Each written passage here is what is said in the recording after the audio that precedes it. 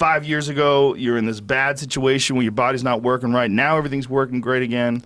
Well, I had 2 heart surgeries also. Whoa. Yeah. So, you know. What was wrong with your heart? So I had a hole in it. So, you know, you're not supposed to have a hole in your heart and be a SEAL.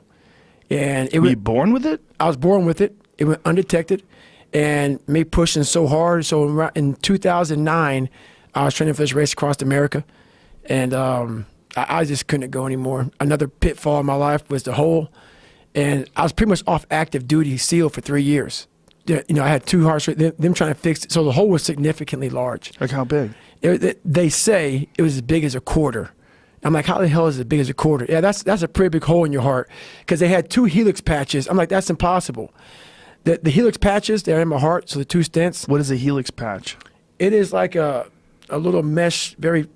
Like what they do for hernias? Like something like that? Maybe something like that. So they went up through my femoral artery, and they placed this patch. But they go through your artery? Yeah, they went through my femoral artery. Yeah. Like with a camera? Yeah. Whoa. So no, the camera was down through my throat. Whoa. And they put this catheter through my femoral artery that went to my heart.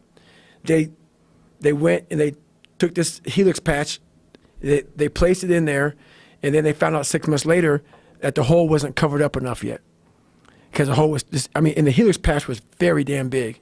So they go back in there in 2010. How does the patch adhere to your heart? I guess your heart heals around the patch. So, but how did they stick it in place? I guess they put it where the hole's at. Uh-huh. And then it kind of like inflates. Oh, wow. Where the hole is at. And then that thing goes in there, and then it kind of covers the hole, and then the heart. So there's 2 things in my heart right now that the heart just kind of covered up. Whoa. Yeah. Okay, so here's it. So Jamie, there you go. Jamie's got an image of it for us. Whoa. Yeah. So it's attached to this little probe. Right. And then they put it over the area where the injury is. Wow, that's insane. Yeah, atrial septum defect is what I had. Atrial septal defect.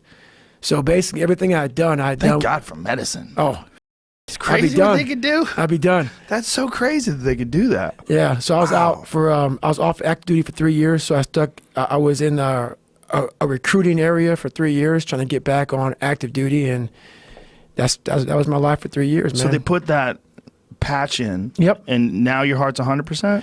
It's 100%. It's 100%. Wow. Yeah.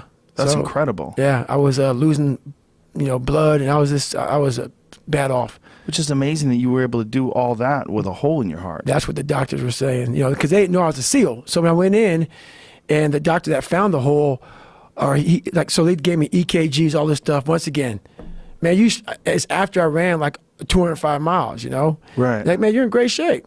I'm like, man, I just don't feel good. Like walking up the stairs is making me jacked up. So the doctor, Doc Shrek, he's like, gave me EKG. He goes, go to the doctor, get an echocardiogram. So I'm in there getting an echocardiogram, just chilling out in there, and the guy's talking to me, has this little wand in my heart. We're bull about stuff, and when people get quiet, that's fucking not good, man. Yeah. So he's in there, just has this wand in my heart, chilling out.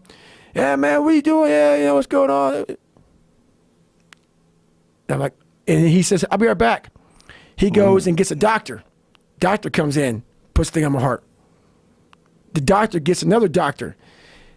Now, I'm just freaking the out. I'm like, okay, because when it comes to your heart, it's a big deal. So they come back in, they say, hey, we can stop the echocardiogram. We need to talk to you out in the hallway. You have a hole in your heart. And the guy didn't know that he knew I was a Navy guy, but I don't think he knew I was a SEAL, because not many black guys are SEAls. And we had a conversation about, we got to fix this real quick. I said, yeah, then I came up that I was a SEAL. He said, man, you could have died jumping, you could have died diving, you could have died in all this stuff. Because basically, the hole in your heart, if it gets plugged with something, like anything, like, let's say you get a bubble from diving or something like that, you're going to die. Right. So I call it luck. I call it luck. Wow. So I got through 2 surgeries. They put me back on. I lost. So they give you the first one, yep. And then when did they realize that it's not good enough? So they take you back in. You got to get a bubble study, a bubble test. So they like literally send bubbles that way, safe bubbles that way, to see if the bubble goes through your heart. So they have this echocardiogram again, and they hook you up, I think, to IV or something like that, and they throw these bubbles through your heart, and they see if it goes through.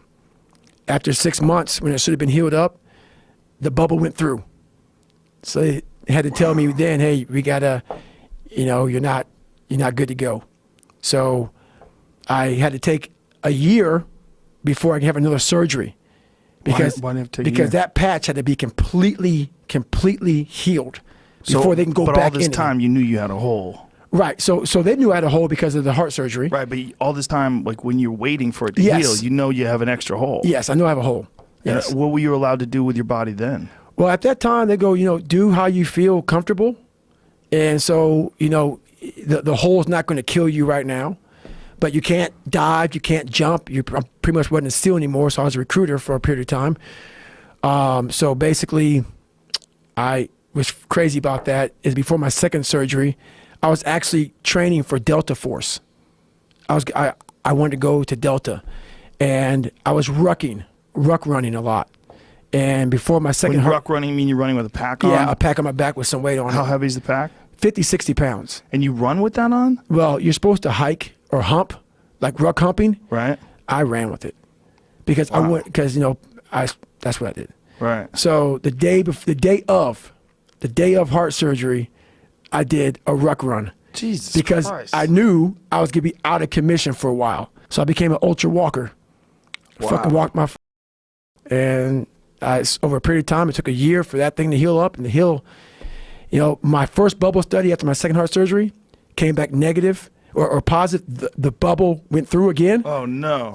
and they're going to have to crack me open. Oh, man. But over that period of time, my heart healed around that thing nicely, and I passed the second bubble test. So the first bubble test was how long after? A year? It was so the first bubble test after the first surgery was Right. 6 months. And then you had to go through a full 6 months after that for it to Right. totally heal. Then you have the second heart surgery. Right. And when does the bubble test fail after the second heart surgery? It was about 6 months. Jesus Christ. And they said, and the doctor looked at me and said, I'm sorry to inform you, man, we have to crack your chest open the next time to really get in there.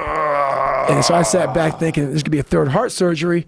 And then that one. they said we have to wait for 6 months to see if this thing's going to close up. Right. And I came back thinking, man, I'm about to get cracked the f- open. And that bubble got pinned up, man. Wow. Didn't go through. Maybe you forced it through with your mind. I know, right? Pulls that bitch up. When you're visualizing. That's it, man. That's something to visualize. Holy shit, man. That is crazy.